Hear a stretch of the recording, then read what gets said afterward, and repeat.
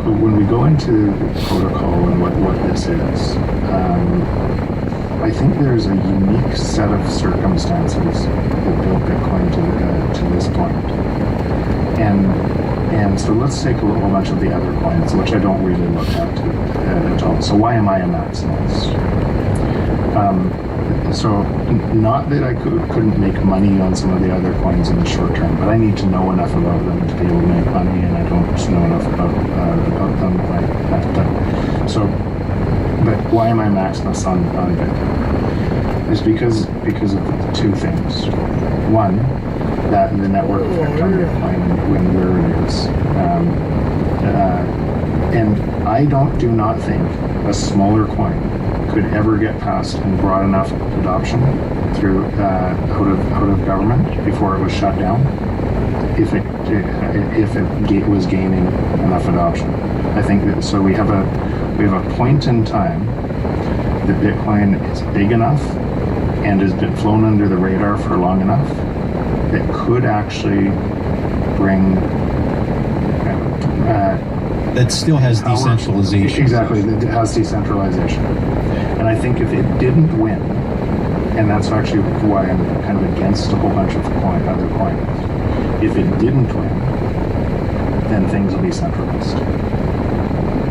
And so. And then you're back to square one because then. And then you're back to square one. And in the world we're moving into. So it's not the world we came from. Centralization in the world we're moving into.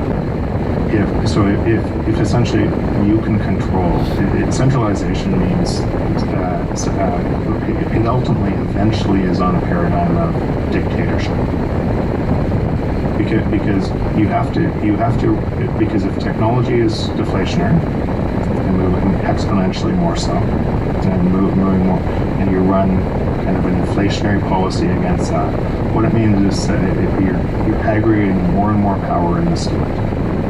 Over time, that turns into. I often ask myself, why in Russia doesn't everybody just revolt? Right? Why doesn't everybody stand up and say, I'm done with this, we're going to have free and open elections and everything else? And what ends up happening is a very small minority will, but most people won't.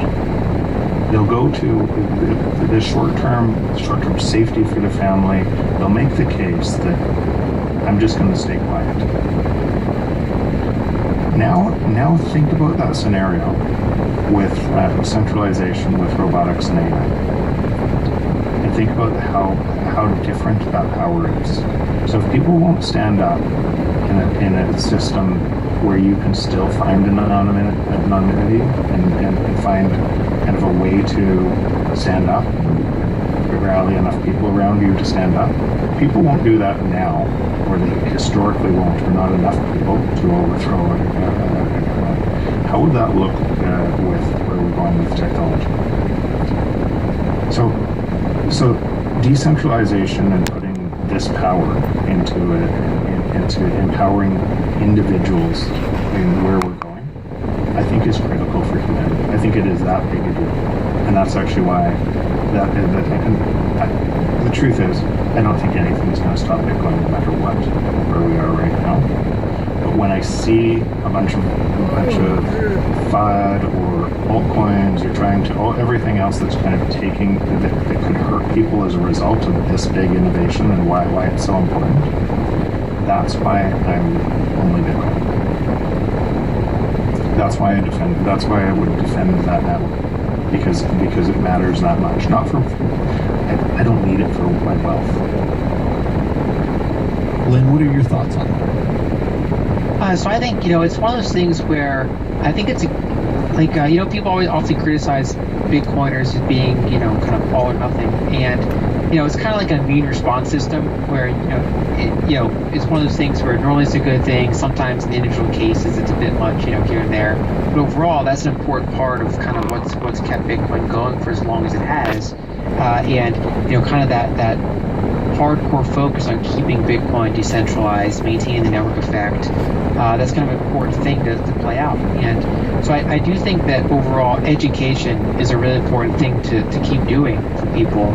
And it's one of those things where it's important not to take for granted the idea that Bitcoin will succeed. It's going to succeed based on, the development of the community and the network effect over time. And that involves people, calling out FUD where they see it, sharing education where they see it. I try to do my part by tackling different subjects and kind of, writing about them, for kind of both a retail and institutional audience. And so, for example, I think that, one of my views is that, one of the more significant risks for Bitcoin is the ESG narrative. And I think that's because, so people often talk about state attacks, right? But, state attacks can come wrapped in other types of attacks. You can have a state attack that's wrapped in an ESG concern, right? So it is true, for example, we see a lot of companies around the world, are shifting more toward trying to emphasize their ESG abilities. And, like anyone else, I'm in favor of trying to make the world, as clean a place as possible, as trying to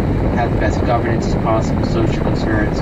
But, sometimes those can be, the things they optimize for are not necessarily, you can have like a thing of greenwashing rather than being truly green, for example, right? So, I'm certainly in favor of cleaner energy, but I'm not in favor of things that are kind of greenwashed, things that make you feel and actually move the needle.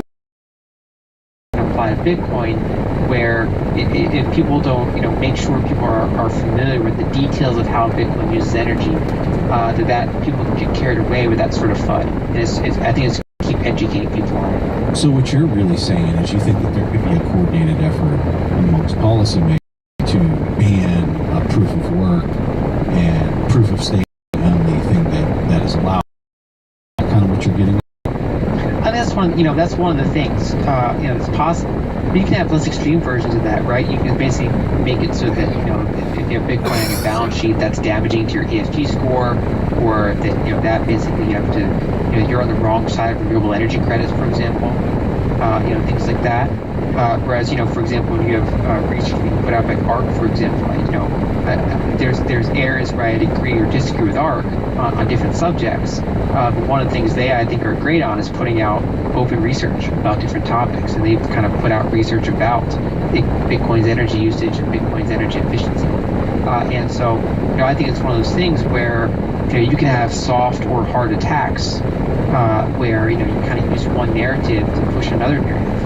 And so, I was asked the question before in an interview, do I think Bitcoin's energy concerns are a problem? And I said no, but that I think the narrative around Bitcoin's energy concerns could be a problem. And that was actually shortly before, Elon's kind of turn on this. And so this ended up being an oddly specific example of how the narratives around that can be a concern, even though the underlying technology and energy use, in my view, does make a lot of sense. That is exactly, I think, what's happening. If I talk to a lot of, I'm involved in some of the ESG companies, but here's the difference today in some of them. They're hitting a point of inflection where they're cost competitive to existing and better cost. That's when ESG moves. And again, it reinforces the cycle. And so I come back to the principle thing. If that's good for that, you would argue that that's good for the environment. A winning technology that is both clean, green, and it's cheaper than their existing alternative. But that thing is more deflation. And so I keep coming back to, so you're going to print a whole bunch of money to be able to make prices go down more, to be able to print a bunch of money. So the system itself. But to Lynn's point, I do agree with that. I don't. The attack vector becomes, a lot of people believe that Bitcoin is a problem for energy, is a problem for the environment. And that becomes the attack vector on Bitcoin. Let's take a quick break and hear from today's sponsor. These days it can be hard to find the time to sit down and learn more. It's not easy when the likes of social media can be so addictive and time-consuming, so you may think you don't have the time to develop yourself. There's an app I highly recommend, and it's called Blinkist. Blinkist is for anybody who cares about learning but doesn't have a lot of time. Blinkist takes the key ideas and insights from over 4,000 nonfiction bestsellers in more than 27 categories and gathers them together in a 15-minute text and audio explainers that help you understand more about the core ideas.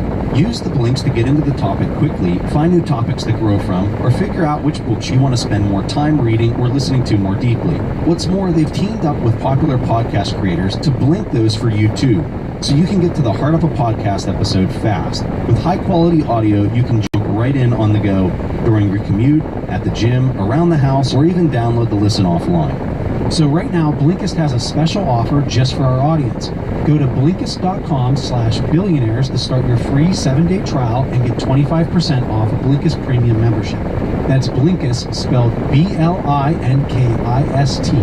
Blinkist.com/billionaires to get 25% off and a 7-day free trial. Blinkist.com/billionaires. It's already a given that running a business can be tough at times. You need to make sure that everyone is on the same page despite working remotely. And every project requires specific skill sets for it to really fly. Thankfully, there's Fiverr Business, a place where we can get access to an all-star team of super freelancers. This is really great, and it saves you a lot of time and enables us to focus on our more value-adding skills. Fiverr Business makes working with freelancers seamless by getting you all the tools and support needed to easily integrate freelancers into your existing. It's definitely a simple success and a big win for productivity and collaboration. Collaborating online hasn't been this easy since, well, ever. And right now you can sign up for Fiverr Business absolutely free for the first year. Get 1 free year and save 10% on your purchase on Fiverr Business with promo code INVESTORS. Just go to fiverr.com/business and don't forget the promo code INVESTORS. Is your Wi-Fi struggling to keep up with your streaming, work, gaming, video calling, and more? What about all at once? When you're connected to your world of Wi-Fi, be sure it's the best. Bring your Wi-Fi up to speed with Orbi Wi-Fi 6 from Netgear. Orbi Wi-Fi 6 is the best and latest in Wi-Fi, a masterpiece of connectivity. It covers your entire home with unmatched speeds and performance for more devices than ever before, and in any part of the house. With Wi-Fi this advanced, you're going to want it everywhere. Ready for the best Wi-Fi ever? Save 10% on America's #1 choice for Wi-Fi at netgear.com/best Wi-Fi with promotion code BILLION10. That's netgear.com/best Wi-Fi with promotion code BILLION10. All right, back to the show. Lynn, what are your thoughts, if you were going to break it down simply for people that are listening to this, they hear us say proof of work, proof of stake, they're new to the space. Can you summarize the difference between the two and then talk about how these ESG concerns kind of pop up between the two different methods of implementing protocols, validation, and security? Sure. Yeah. Basically, the way the blockchains work is that you have to put up something of value to verify the blockchain, to have your vote matter in a way of speaking. And with proof of stake, you're basically using your existing units of that blockchain. In some cases, you're risking them in order to select which version of the blockchain is valid. And with proof of work, you're contributing energy. You're basically taking electricity and you're solving hash functions, and then you're kind of voting on which blocks are valid blocks. And if you end up choosing a block that ends up not being kind of the longest chain, you've wasted that work. And so there's incentive to make sure you're voting for the correct, that you think is going to be the longest and most valid chain. And so there are different consensus mechanisms.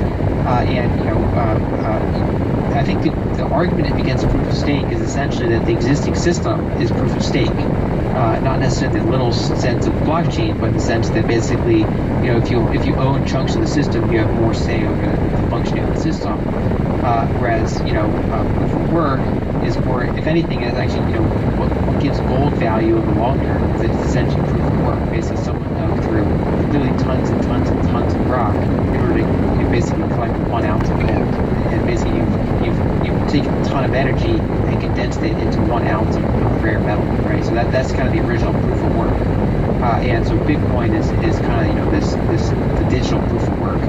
And so overall, there's two different systems.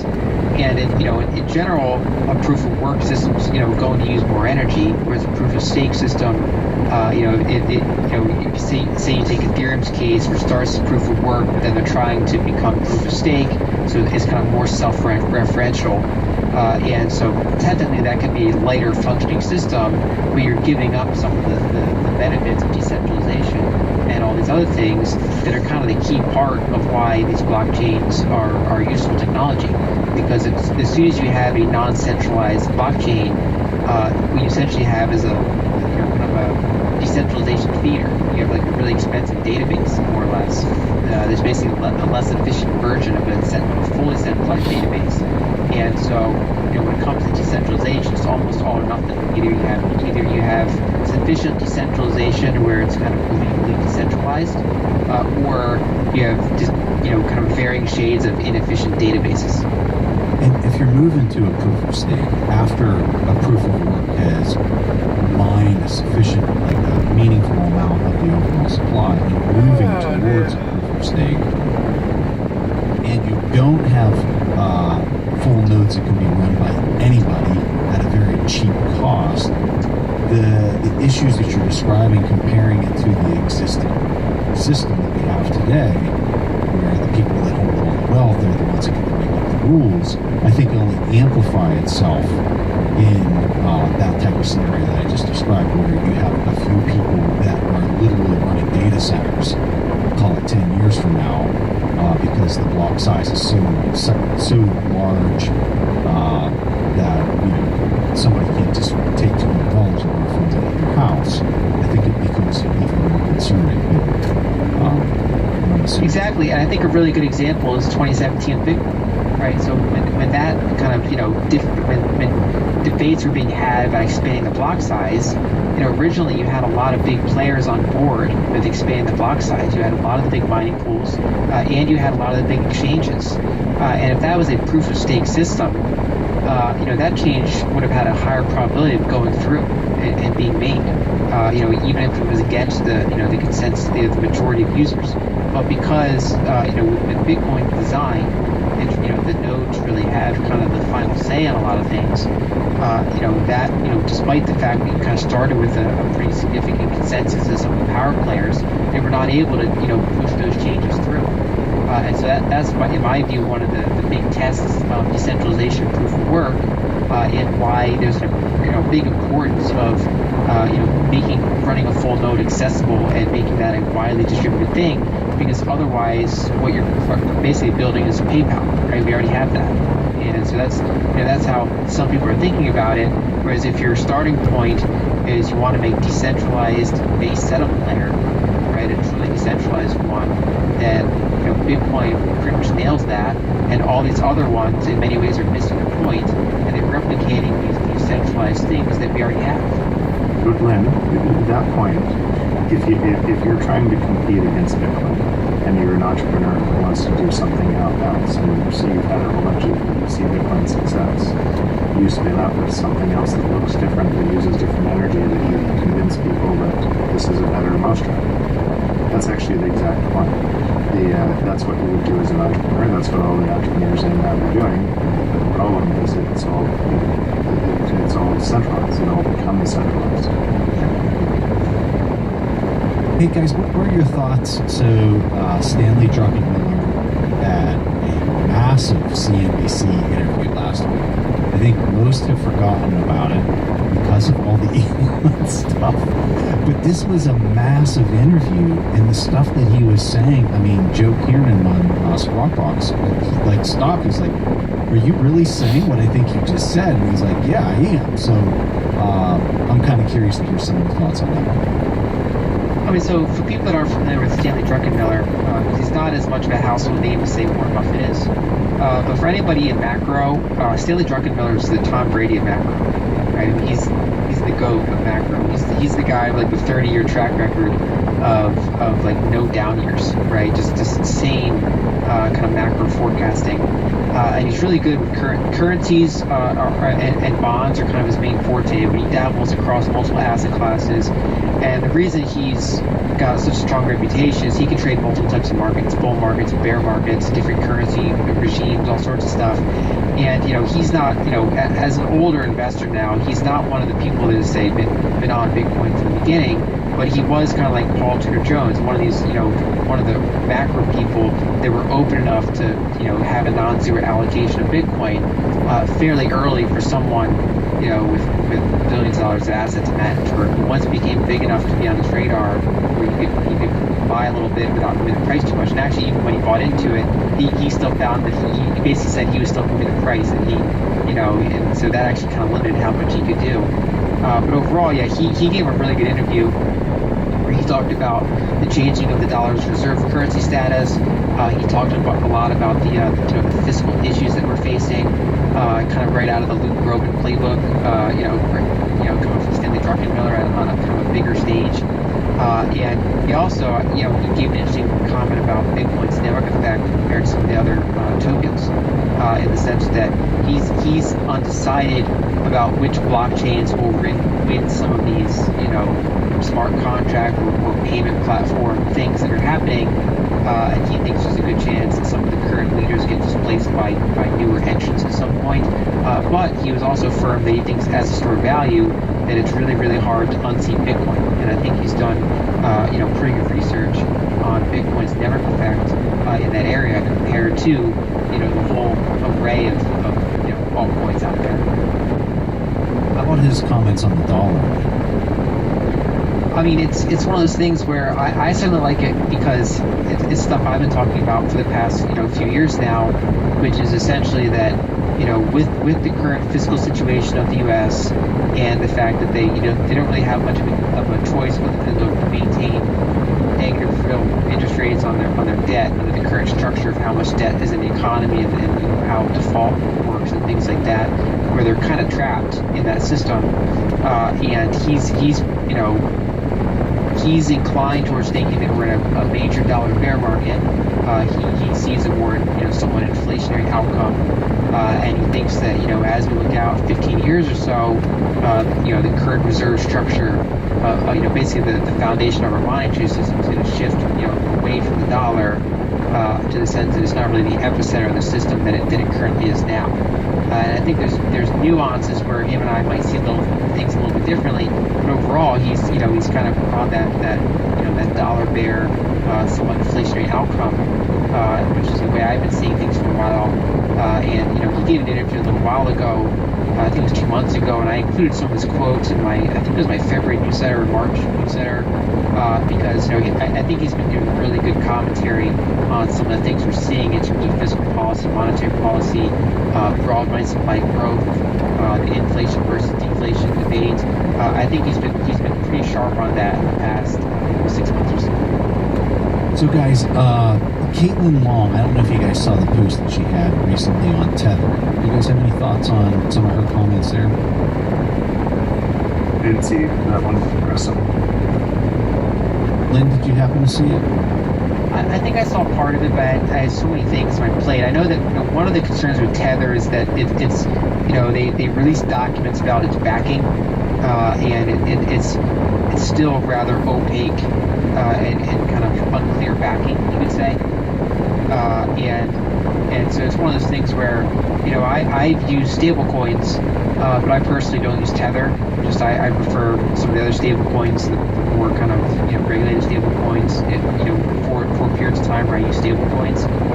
I put out a tweet that just kind of indirectly mentioned, kind of referenced Tether, where I pointed out that if you deposit money in the U.S. banking system, it is 46% backed by treasuries and cash, and then the other 54% is a variety of loans and things like that. That's basically how the U.S. banking system works, and that's actually above average. So over the past several decades, the average cash and treasury backing was more like 30%, and the rest was a variety of more risky loans, because that's what banks do. And so things can always be phrased or kind of framed in negative ways, where you make something sound scary. In Tether's case, I've never been on the board where I fully trust what they're doing over there. But at the same time, I think it's some of the concerns are overblown in the sense that what has really structurally moved markets is big pools of capital buying Bitcoin, moving it off exchanges into cold storage, and kind of just causing a supply constraint. Whereas Tether is heavily used in the day-to-day trading of it as a unit of account. And so basically, if we were to see a problem with Tether, I think it would turn out a lot like this Elon event, where you'd have these periods of volatility and periods of big problems and structures of markets, but it doesn't change the underlying kind of technology and network effect of Bitcoin itself. I totally agree with that. So here's a question for you, Jeff. This is from Lloyd Robinson. He asked, I heard Jeff on Salt Talks a few months ago. He was asked several times how Bitcoin fixes our inflationary monetary system. I don't think the interviewer got a satisfactory answer, and neither did I. I would love to understand.